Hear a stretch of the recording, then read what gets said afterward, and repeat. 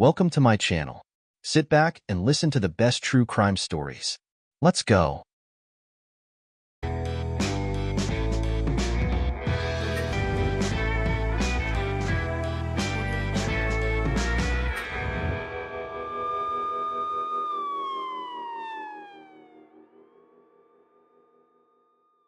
Perhaps there is nothing mysterious about the disappearance of Irina Asher, but this story struck me as very similar to that of Eliza Lamb and, in part, Magdalena Beadle, and may provide insight into the importance of taking extra care and attention to people with mental illness. So, Irina Asher was a 25-year-old teacher and part-time model from Auckland, New Zealand, who disappeared in Piha on October 11, 2004.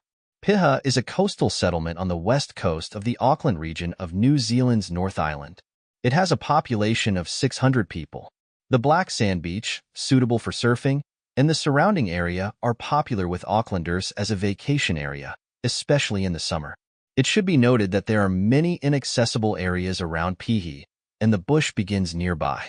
Timeline: in early October 2004, Irina breaks up with her boyfriend Dyson, whom she had been dating for several years, and just a week later begins a relationship with another man.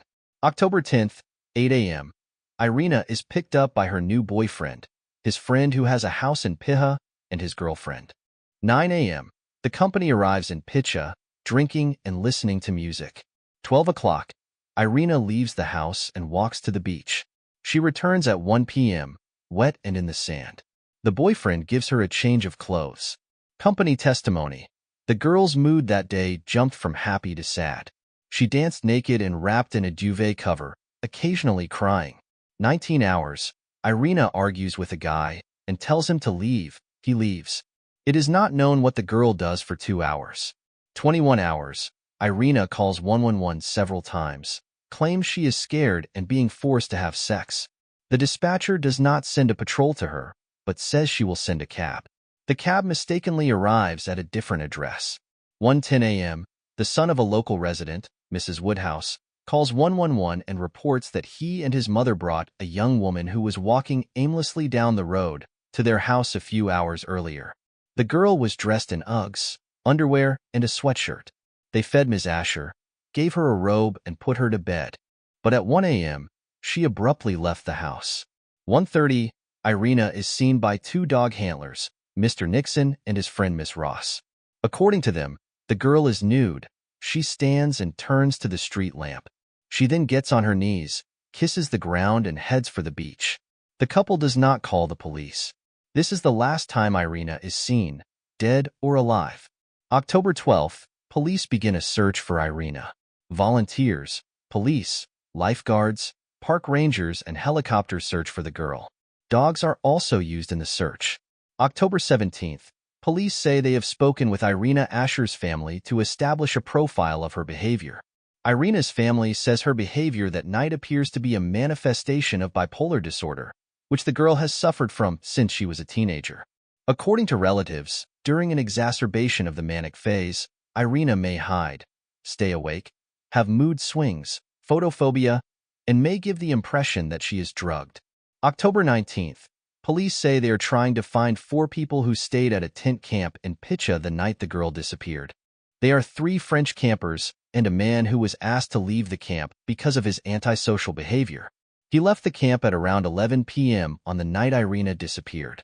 He is not being treated as a suspect, but police are particularly keen to speak to him.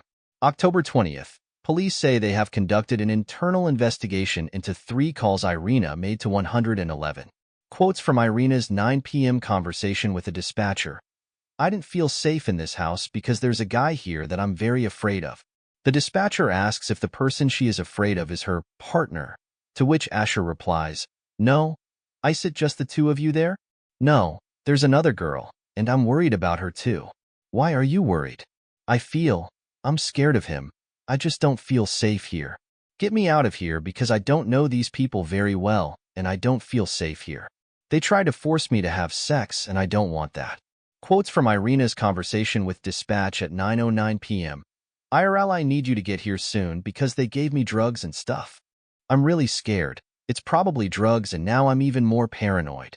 Quotes from Irina's conversation with the dispatcher at 9:11 p.m. Why aren't the police coming? They fking gave me so many drugs and DK. I'm completely confused. I can't leave on my own. I'll have the sergeant call you. No, wait. Can you just wait? Can you just talk to me? I'm doing the best I can. I'm not here to just talk on the phone. But you don't understand. Honestly, I don't have time to talk to you.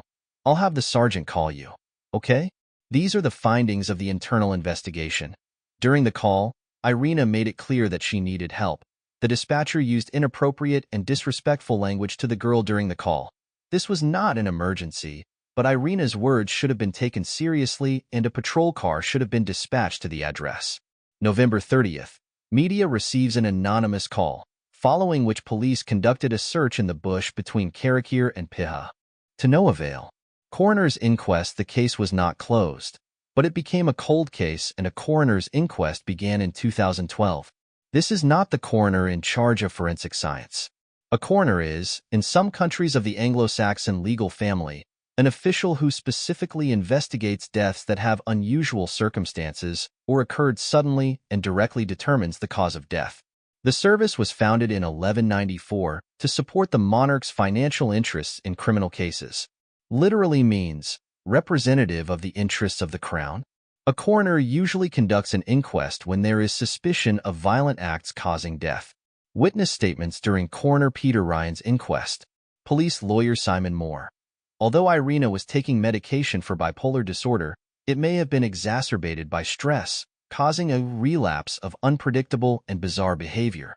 The officer in charge of the initial investigation, Detective Chief Detective Sergeant John Sutton. The most likely scenario is Asher went swimming in the sea and drowned.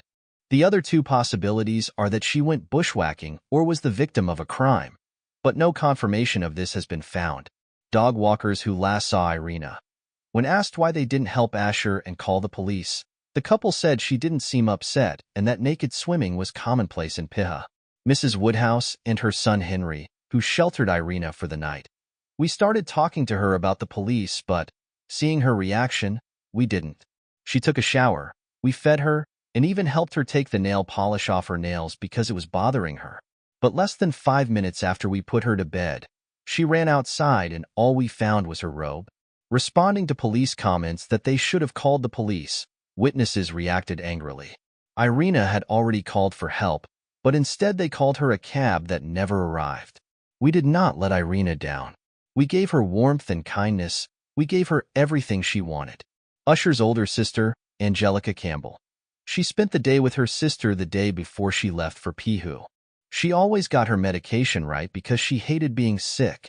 When she was in the manic stage, she was in constant motion, running away. But that day she was not like that at all. She was not hyperactive and restless. Dyson, Irina's ex-boyfriend, I don't think she killed herself. She was once a lifeguard on the water. She knew the dangerous currents and knew how to navigate them.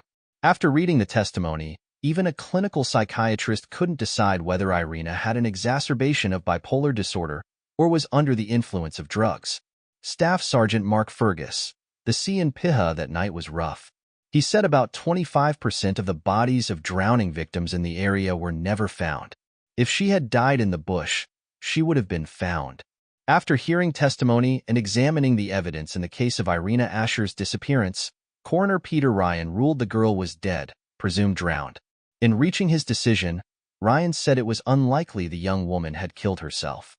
In September 2019, Betty and Asher, 65, Irina's mother, who never knew what really happened to her daughter, died of cancer. Angelica, the oldest of Betty and Michael Asher's children, said the pain of Irina's disappearance never left their family. You learn to live with it, not get over it. Irina's picture was on the casket, and she left with her mom. I hope they met in a better world. Irina Asher's case prompted a review of New Zealand's police emergency call system and disciplinary action was taken against the dispatcher.